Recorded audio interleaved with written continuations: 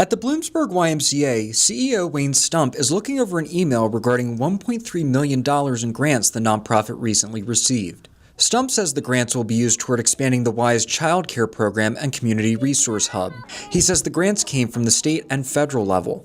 All in total, we have about $1.3 million towards a $4 million child care expansion project. Right now, the Bloomsburg YMCA's Youth Development Center is housed in a separate building on the property. Stump says the expansion would add on to the YMCA itself.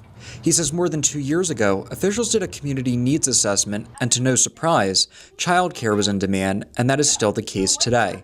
Stump says the Y wants to fill a need that's not being met in the community, as there are still parents looking for child care. Right now we operate school-age child care, ages 6 to 12, and we have a small program for preschoolers, 2 to 5-year-olds. With this expansion, we're going to go from serving a total of 54 kids here to over 100 kids, from infant all the way up to school age.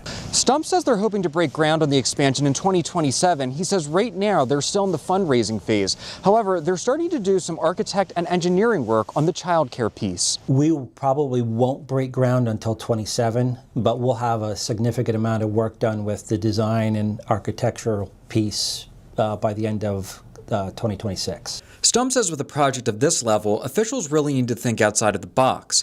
He says state and federal representatives understand the need for the expansion, and it helps with meeting the need of working families and not putting the full burden on community to raise those funds needed for the project. You know, the project is still in the works. We're in the silent phase right now, and our scope of the project will be dictated by the amount of funds that we can raise. So we won't put ourselves in a position where we can't afford to build the project. Stump says the Bloomsburg YMCA will have a better idea on how the project will move forward about halfway through 2026.